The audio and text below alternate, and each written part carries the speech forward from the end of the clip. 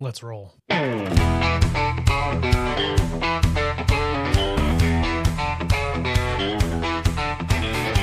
Hello and welcome to the Must Read Alaska Show.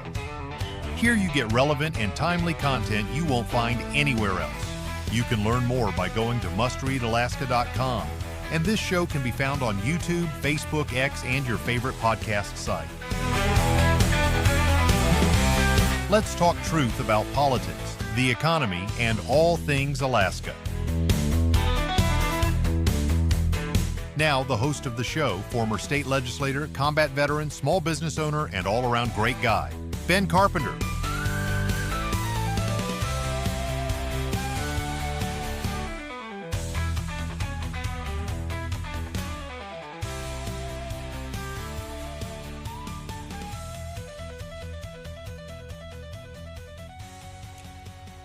Welcome to the Must Read Alaska Show, friends.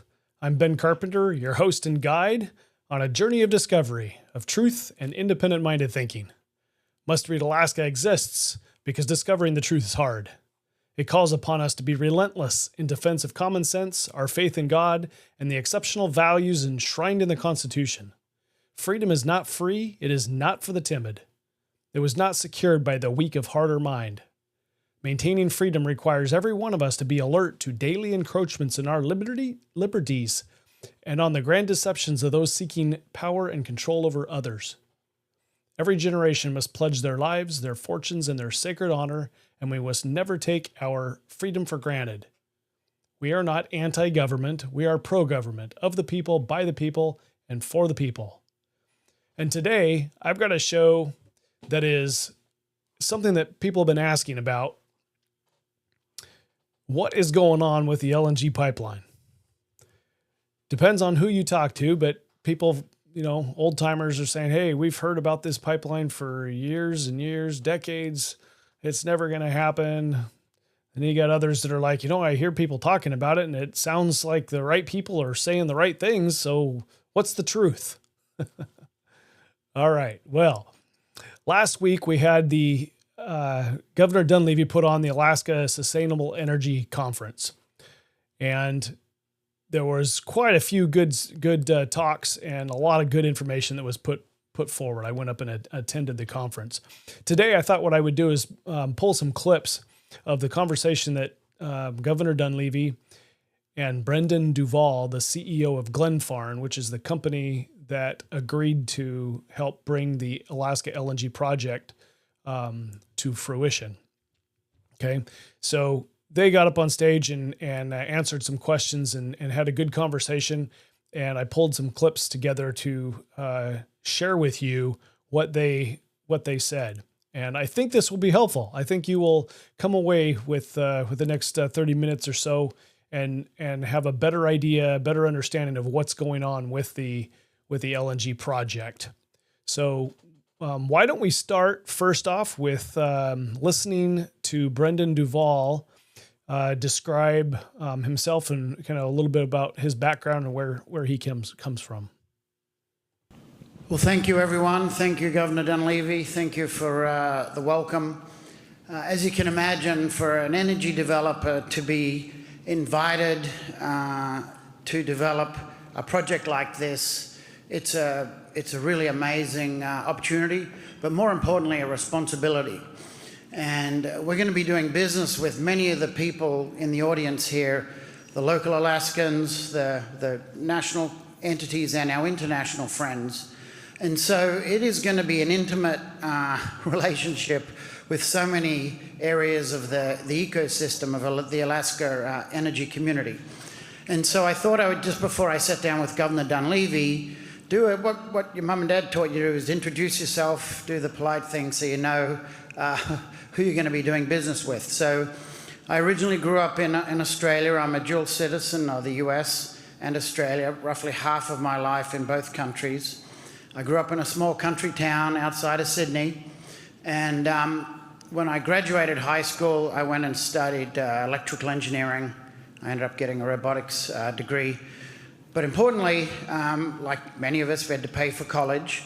And I'm very proud of my role. I was a member of the Australia's Welders Union, I was a pipe welder, small bore pipe, in the repair and maintenance of steel mills and power plants. And that paid for my college. It was a great experience, and it was a good way for me to better understand when people are working hard in their coveralls and they go home at night.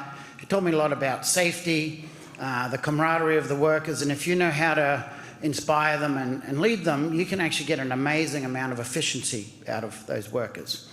The other thing I learned from that was I was a terrible welder, and I knew that I couldn't make a long-term living out of welding, so I ended up going into the investment industry, and I spent 15 years with an Australian infrastructure developer and investor called Macquarie Group. And that brought me to the United States, where I started Macquarie's New York office 25 years ago, doing major capital projects, investing, often dropping in as the CEO. And I really enjoyed the engineering and the construction side of those projects. I spent a small detour living in Caracas, Venezuela in the late 90s, and people may remember that's when Hugo Chavez got into power. And that actually created, where you might have seen in the video, we started our business in South America.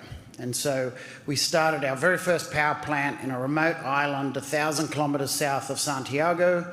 We had to get in a ferry, put our car on the ferry to get out there. And that was roughly 13 years ago. We're now 800 employees, 60 assets.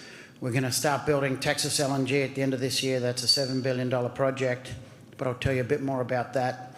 And Governor Dunleavy and I met last year. We were at Sarah Week, and Frank and Matt from AGDC approached me. And we've been having a tremendous amount of success on Texas LNG. And it was during that the governor saw, and he said, do you think you can bring some of that private individual developer capability to Alaska? And I'm proud to say we've accepted that challenge, and the governor and I are going to talk a little bit about why we did it and why this project makes so much sense.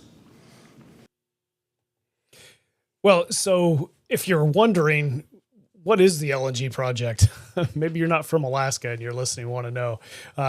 Governor Dunleavy gave a little bit of history here and a timeline of what has gotten us this far with regard to natural gas pipeline in Alaska. And I think that conversation ignited some things because, as I mentioned, this project has been talked about and talked about and talked about. And it's gone through different iterations, what could happen, what couldn't happen, et cetera. And for the longest time, and I'll be brief, for the longest time, the gas was actually, in some cases, more valuable in helping with our oil production up on the North Slope. I'm going to give you quick timelines. Around 2014, 2015, our watchdog, state watchdog, AOGC, our Alaska Oil and Gas Commission, basically, allowed BTUs of gas to start to come off of the slope. This was significant. 2014, I believe, was the date. I could have the date wrong, and I was in the Senate. We had passed 2 enabling bills to build the Alaska Gas Line project for an in-state project and an export project. In 2020, all the permits for the project were secured. All the federal permits under President Trump were secured. When the Biden administration came in, they supported the project. It was during this time that loan guarantees were also put in to help the project. And those loan guarantees are inflation-proof, with some estimates up above $30 billion now for the loan guarantees. President Trump comes back in. Before he won office again, he put out a video for Alaska, a campaign video in which he highlights the Alaska Natural Gas Pipeline project. He's elected. He campaigns partially on energy, partially on this project. He gets elected on day 1 of his office. He issues an executive order solely for Alaska, focused around energy, critical minerals, et cetera, because he saw before what Alaska could do to help the country and help the world. And then here we are basically today. We signed an agreement. We signed an agreement in Tokyo that Glenfarne would be the private lead. We had a fantastic trip to Asia with visiting our allies in Taiwan, friends in Bangkok, Thailand, friends in Korea, friends in Japan. And we feel we're on our way to really something very tangible. And we're going to talk about why that is and what that looks like. All right. So for further conversation here, we're going to get into and listen to Duvall break down the project by phases to help us understand what their plan is, and eventually we'll get to a timeline so you kind of understand when this is going to happen. So here's Duvall on the phases of the project. Breaking this project down into 3 phases is important. You want to talk about each of the phases? So if we break it down into phases, each phase, what we found was independently economically financeable. It breaks it into smaller financings. And so the very first phase is what we call the domestic portion of the pipeline, which is bringing gas down from the North Slope to Anchorage. It's a 42-inch pipeline, which for our domestic needs is quite large, but we won't be putting the compression in that original, that initial phase design. There's enough pressure coming out of the slope to free flow, and that will allow us to de-risk the Alaskan energy supply. And in order to do that, we have to analyze with the volume we're flowing and the pricing that we need to charge for that. Is that reasonable, and does that avoid the energy emergency in Alaska? And it does. And the amount of financing we need to do there is reasonable. So that's check number one. The second phase is when I'm talking to my international partners that want to buy LNG, one of the things they say to me is, well, that's really great. Now that we know the pipeline's going to be built, we can just focus on the liquefaction facility being built. And so the first phase of that, we can break it down into train 1. There are 3 trains for the 20 million tons, train 1, train 2, train 3. And then we can do another FID, a final investment decision, where we commit all the capital and all the construction starts. And that's the second phase. And then the final phase is when we go to the full volume of LNG, and then we have to build the complete gas plant on the Arctic slope, because the CO2 content of Prudhoe Bay gas requires a lot more processing. And so there are 3 phases. Each of them can reach their final investment decision, attract capital in independent financings. And so these are really bite-sized financings. And over the last 10 years, there's been $200 billion of independently sponsored US LNG projects. So actually the predominant form of financing for LNG facilities in the US has not been on the balance sheets of the big oil and gas companies. It's actually been independently sponsored projects. And so we're going to take the same business model. So you're talking about a pipeline project that's going to run a pipeline from the North Slope all the way down to the Cook Inlet here in Nikiski. And it's going to take 5 or 6 years to get it built. Projected cost somewhere between 30 and 40 billion. The front end engineering and design that's going on now is going to help confirm what the costs will be, but projected to be somewhere between 30 and 40 billion dollars. Probably not going to be less, but might be more. So, I mean, one of the biggest questions that I've got, and what Duvall helps answer here, how do you manage such a large project, and how do you keep it from getting more expensive as time goes on? How do you manage cost overruns? And he speaks to that. So we've all heard of cost overruns. That projects of this size, this scale, this scope, magnitude, there's going to be cost overruns. It doesn't matter what your feed says. There are going to be huge cost overruns. You just have to look at Canada projects there or Australia projects there. What do you say to that? Well, the first thing is I have to look at these things as a developer from the ground up. And the first analysis I do is just basic fundamentals. And when I look at those fundamentals, I know what it costs today to build a liquefaction facility on the coast of the United States, because I'm bidding out my modules, my OEM equipment. Some of my business partners are here doing that for me. So I know what it costs to build an LNG facility on the Gulf Coast, the cost to build that on the Alaska coast. The labor's going to be a little bit more. It'll be slightly higher. But I know the efficiency and the ambient temperature here is fantastic if you're an operating engineer. So we'll get more efficiency out of it compared to the Gulf Coast. So immediately I actually know the cost of building the liquefaction facility, and that's 40% of this budget. And I know it's reasonable, and I know it's reasonable in these market conditions. And so that's the first step. I know that I can build that, and that works. Then I look at the pipeline. right? And the first thing I look at is what are unit rates for constructing pipeline.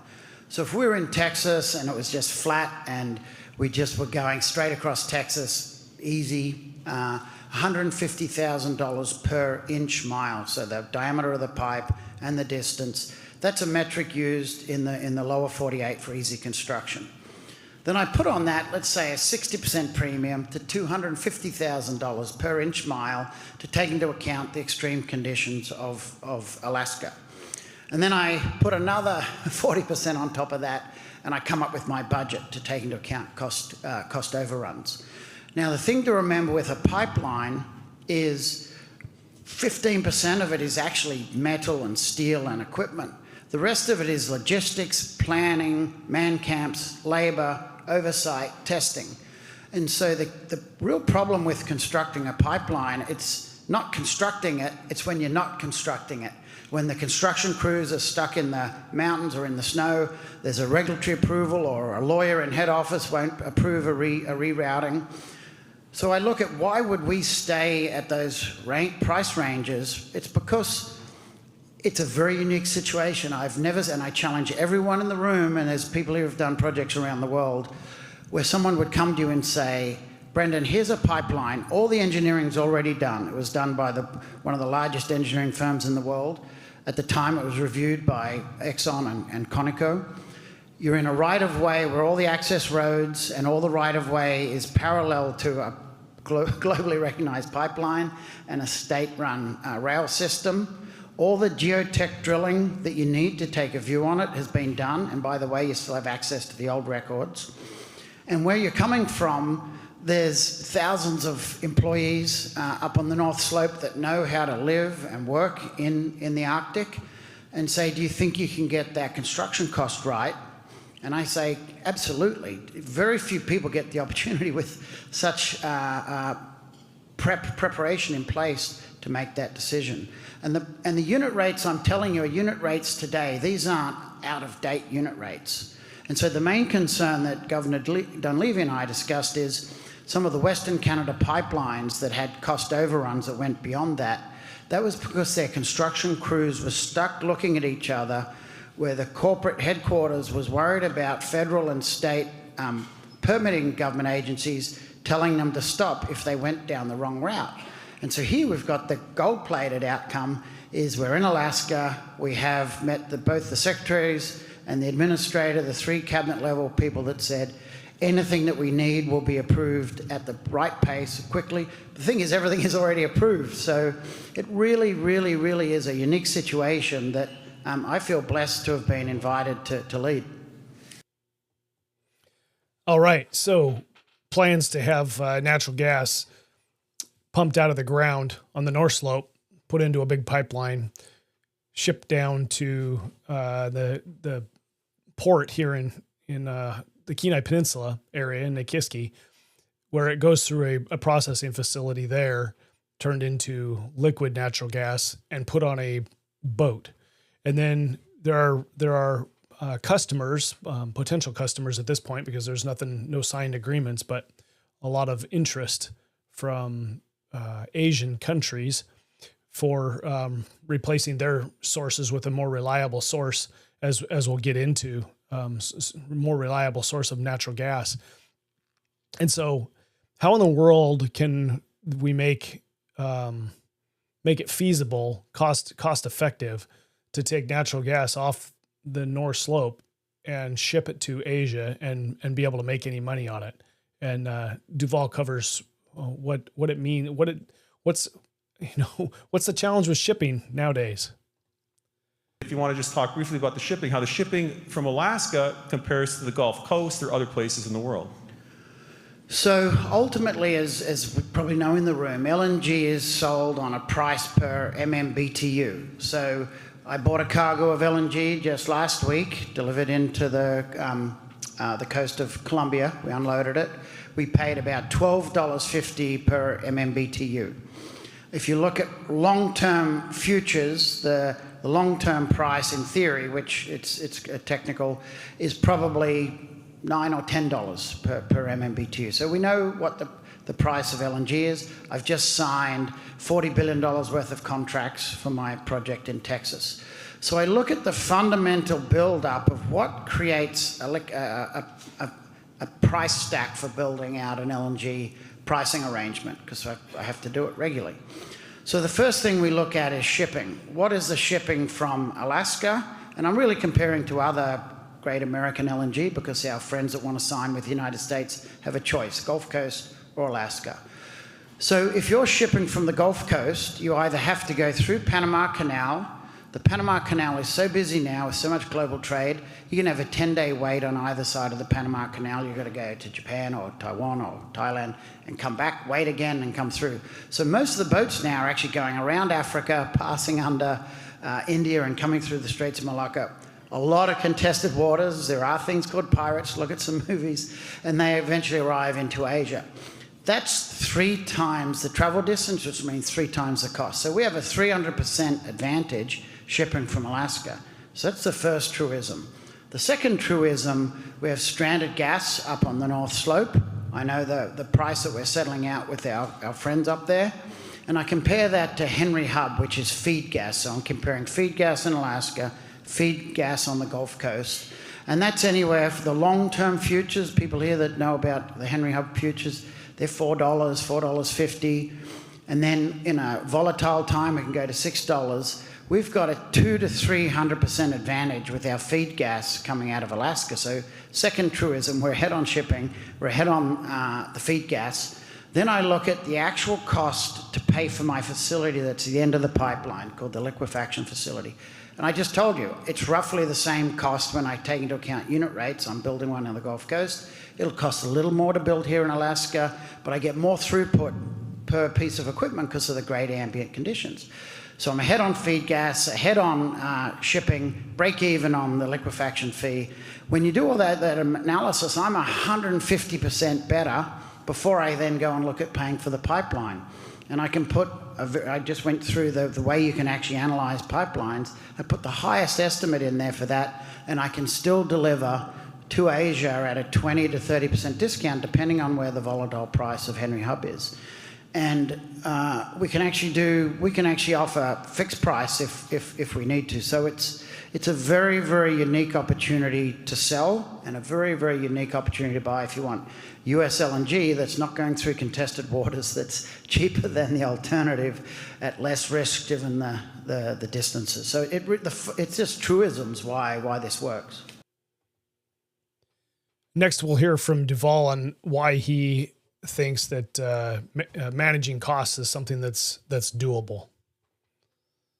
On the cost overruns in certain countries, is that an absolute, or are there examples in America where there weren't the cost overruns that occur in some of these other countries? So I think that's an important point. Back in the old days, national governments or oil and gas majors were the only entities that built LNG facilities.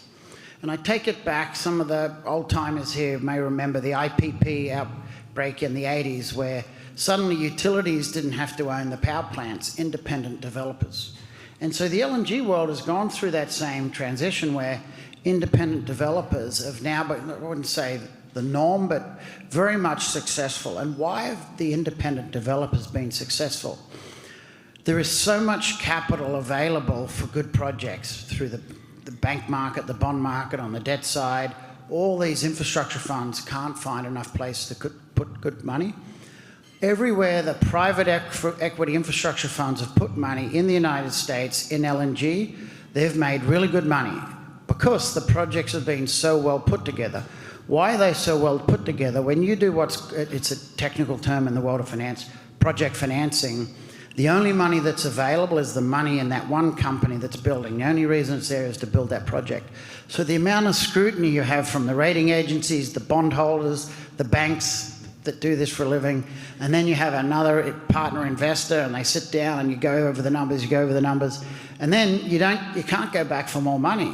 So it creates this amazing discipline to bring the cost down, get the execution nailed, and you don't get that cost overrun. Now, things will go wrong. We've got a contingency. We've got second checks, so we've got to set some money aside for known problems. And I'm not saying this is going to be easy. We will have problems. We're going to be on the phone with our contractors and our partners. But these things get done, and we're doing it in a way where we get 10, 15 sets of eyes looking at the numbers before anyone allows us to start spending the money. And that's the discipline of project finance. And that's why you often see the independent developers not having the cost overruns of the major companies that, if not careful, can be perceived to have endless balance sheets to keep funding when people on the tools change their mind. So So let's take a look at the phases again and do a little bit deeper dive into what the timeline looks like for the project. So it's one project, but three distinct phases, phases that could have different types of financing, different types of ownership over that, your liquefaction plant, an export facility, your pipe, and the gas conditioning plant on the slope. Just talk a little bit again about the phases and timelines, because we did talk about our need here in Alaska for gas. I mean, the thing that's always, I think, galled Alaskans internally and governors and elected officials is we are literally drowning in energy. We've talked about this all this week. Incredible wind resources. I mean, just out this door, right here, Cook Inlet, you have hundreds of years of coal, you have major gas field, major oil field, incredible wind sources like no other place on the planet. You have geothermal with our 130 volcanoes. One is 90 miles, I think, distance is 90 miles from here. Again, tide, all kinds of energy, biomass, you name it. But because of our distance, our scale, our population being spread out, we've always been hampered by high energy costs. So again, what happened last year was absolutely a game changer. It really put to rest for us in the state of Alaska that maybe we can wait this out, that maybe something will come, that we'll figure something out. When you have bases that have to scramble F-35s, when you have Army bases that have to be able to deploy troops rapidly in the case of conflict, I mean, you all saw what happened with the balloons flying over Alaska, North America a couple years ago. The neighborhood that we live in, we have got to make sure, and this is a discussion we're having with the Trump administration, and they're very aware of this, but we have got to make sure we have gas. So when we look at the timelines in terms of when you think you're going to wrap up FEED, and again, you mentioned, which I think is very important, a lot of the engineering has already been done on this by great engineering from anyone that looks at this would tell you that. So you got to update FEED on the pipe, and then let's talk about timelines on the FEED process, the FID process, ordering, that sort of thing on the pipe, and then we can go to the other components. So I think you've heard the phrase FID, Final Investment Decision. And on that day, it's a really big, important day in a project's life where typically you draw down on the capital for the first time and you issue notice to proceed to your contracting partners. You place the purchase orders. So we've got a fast-track, ambitious set of steps to get to that by December this year, Q4 this year. Now that's ambitious, guys. You'll have stone throwers saying if we miss it by a day or we're early, but that is achievable. And why is it achievable? It's because the engineering that was done for this, and you bring any pipeline contractor or any pipeline developer, and they will tell you, I've never seen this much amount of engineering at this phase of the project. So we're doing what we call a top-up FEED, where we're going to be pricing, we're bringing contractors in, and let's come back to the local partnering later, Governor, because that's really important for the people in this room. And we're going to price that, and I had meetings here with suppliers of steel and pipe, and so we're going through a logistics plan, how to get so much pipe in at time. And so we're going to, over the next 6 months, financing, planning, talking to the loan program, which is another thing we should talk about, financing, final engineering, and we issue notice to proceed in December. That gives us 2026 to do a lot of the detailed engineering, the detailed planning, issue the purchase orders into the steel mills, so then they can send the steel to the pipe mills. And then we'll start stockpiling pipe towards the second half of next year, so that we can hit the construction seasons of 2027, 2028 We'll have 4 spreads up the pipeline. We've been talking about double teaming some of the spreads to speed it up.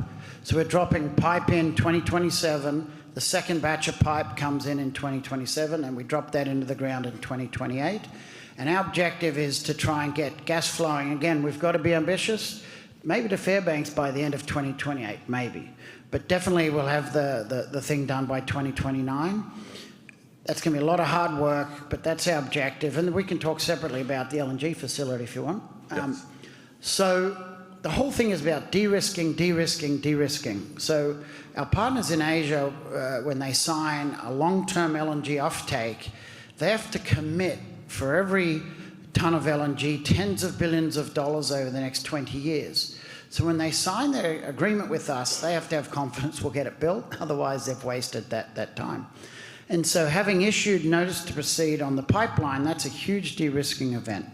So what we'll do through 2026 is we'll actually do a deep dive feed, because LNG technology and LNG manufacturing capabilities have improved tremendously over the years. It's not like they're getting worse, they're getting better.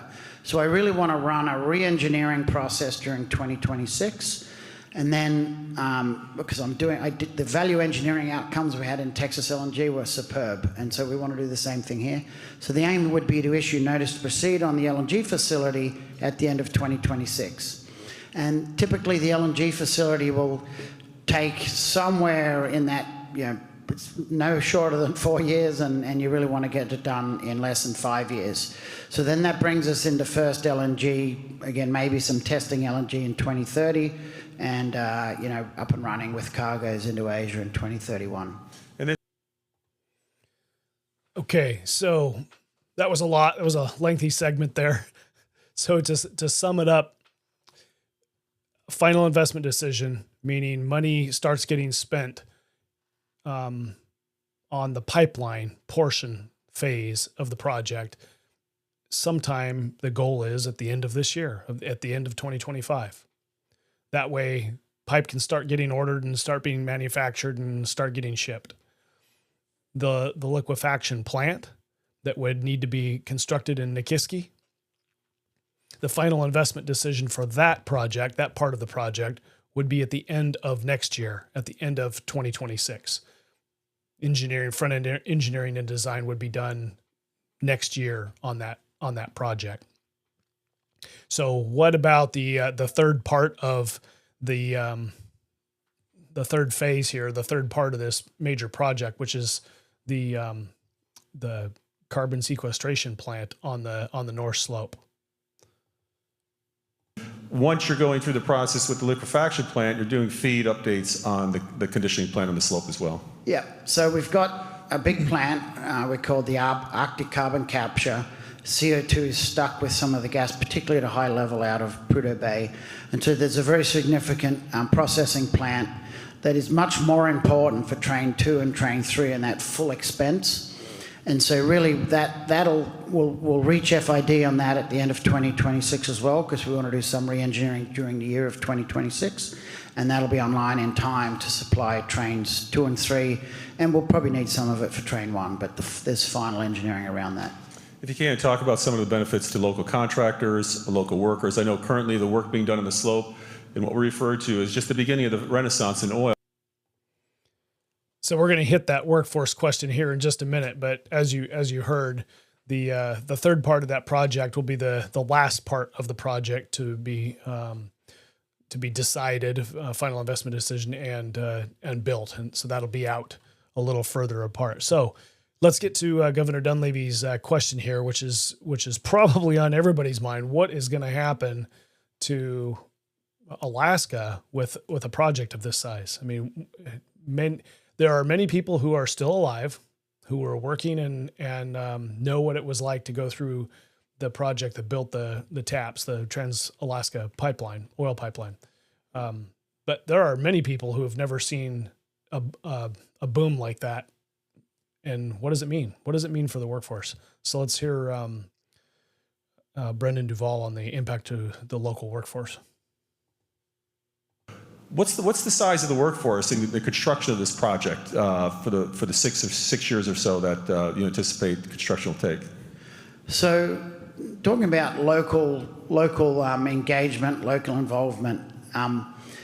When Governor Dunleavy and Frank and Matt and Brad and their team at AGDC, we started talking about this project, I actually read as many books as I could on the TAPS pipeline. There's a couple of online documentaries, and it really is an amazing effort of teamwork and the local knowledge that they didn't have back then on building the pipelines that's available now is really, really fantastic.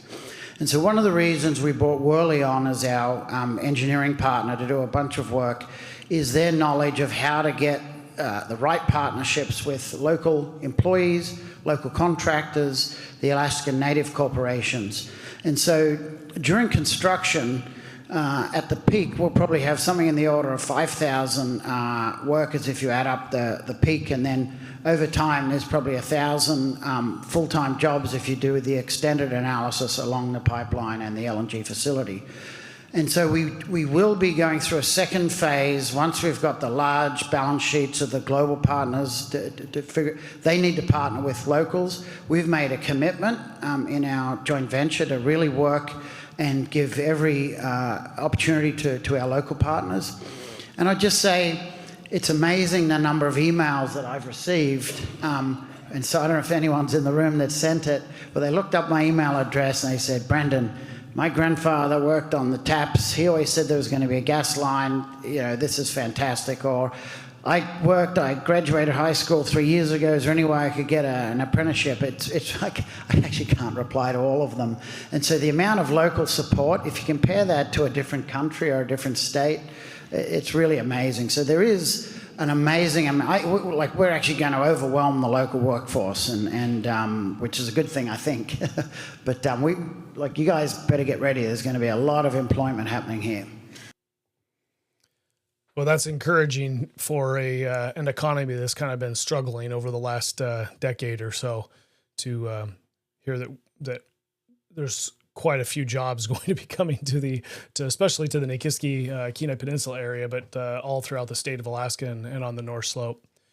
So I really appreciate Dunleavy, Governor Dunleavy, putting this conference together, and specifically sitting down with Brendan Duvall and having a conversation about what is going on with the pipeline, and for making this video available. And I thought we'd play one last clip from Governor Dunleavy, who does a pretty good job summarizing the value of the project. And I think you'll appreciate this.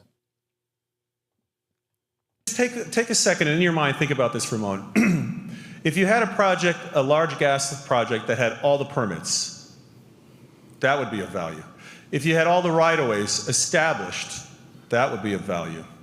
If you had all the known gas quantities that have been recycled for decades, we don't flare our gas as a practice up in Alaska, that would be valuable. If you have a history of building large projects, including pioneering LNG export to our Asian allies, that might be valuable. If you have a short shipping distance, one of the shortest in the world for gas of this type in this location in the world, that would be of value. If you had a Democratic and Republican administration supporting this project, surely that would be of value.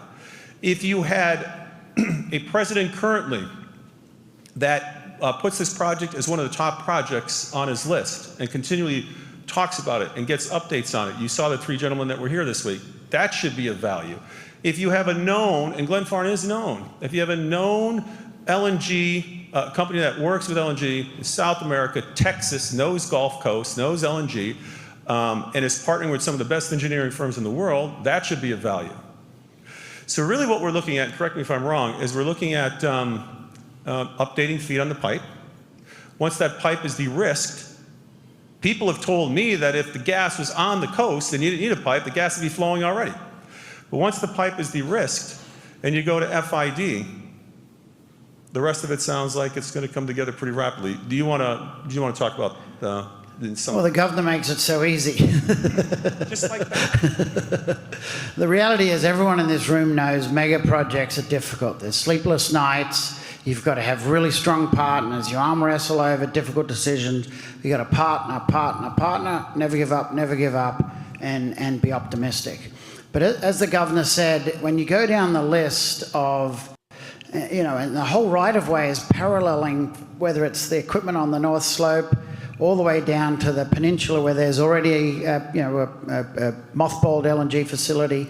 The whole route is there, that like all those projects that have the cost overruns, the ones that are done in the jungle, the outback of Australia, the jungle of South America, Mozambique, they're all done through pioneered routes where literally the first is chopping with machetes getting through. This is, as odd as it sounds, it is just hard to believe how much is lined up here. And once you break it down into the pieces, then the scale of it becomes less daunting. So there's no doubt this is going to be really, really hard and a lot of angst, but it really is a tremendous opportunity, and I invite everyone in the room to be part of it and step forward where you want to be involved. Okay, I'm going to ask the question that I probably shouldn't ask. Confidence level. Are we going to have a pipeline here in a few years? Well, I see every reason why we will, and I've come here and I've put my name on it, and when I put my name on something, I'm stuck. I've got to get it done, and the fundamentals allowed me to do that with good decision making, not rolling the dice, so the answer is yes. Well, as they said on the slope, drill baby drill and build baby build. Thank you, Brendan. Thank you very much. Well, that's encouraging. And so what wasn't said in this meeting, and things that have been talked about before that I think is also very valuable to point out here.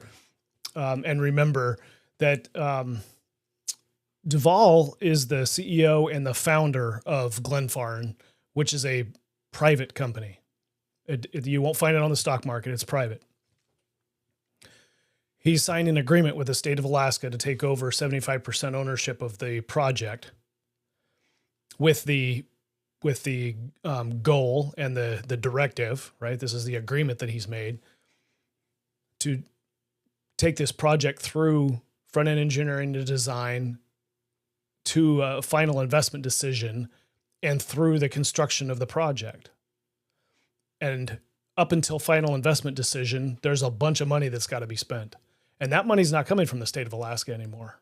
That money's coming from Glenfarne or whatever resources they have, whoever they've got partners with that would help them. So that money, that cost, is somewhere around $150 million. Final investment decision, right, which is at the end of this year for the pipeline phase and the end of next year for the liquefaction plant in Nikiski phase, those decisions aren't foregone. Like you could get to the final investment decision and say, you know what, this is just not going to work.